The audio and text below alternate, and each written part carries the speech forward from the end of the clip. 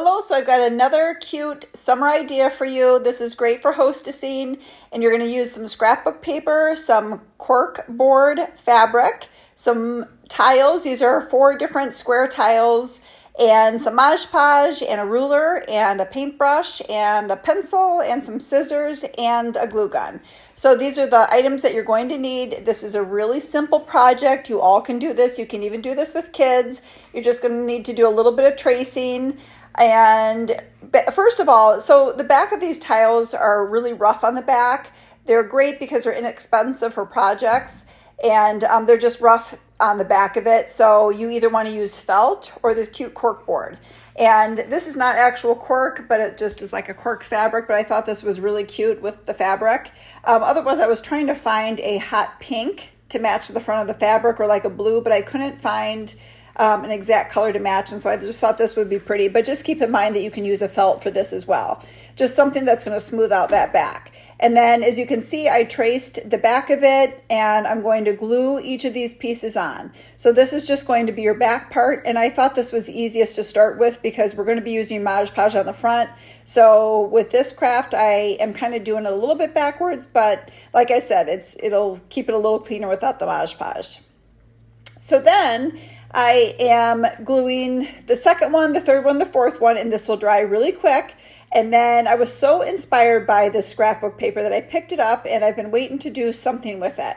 And I just thought this was cute if I used 4 different flowers from this fabric or from the scrapbook paper. So I am kind of taking each flower on this paper, and I want to use one on each of the squares, so I have 4 different ones. So basically each of the coasters are 4 different flowers.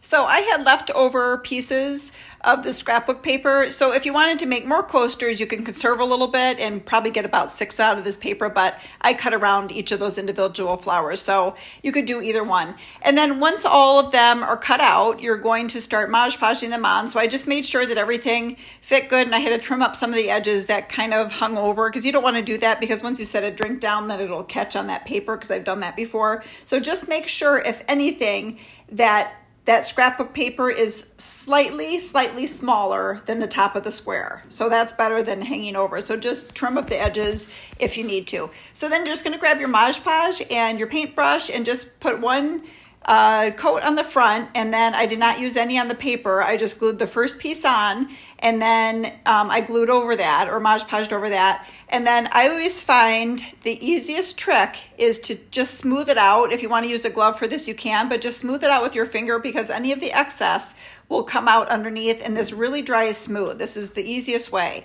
I've tried to get in there and use a paintbrush, and it just does not get all those bubbles out the same way. So if you really want to flatten it, just use your fingers. But like I said, you can use a glove. And then once that is done and you've got all 4 on, or however many you're making, just set them to the side and let them dry. So if you want to sit them out in the sun, if it's the summertime, then they'll dry a little bit quicker.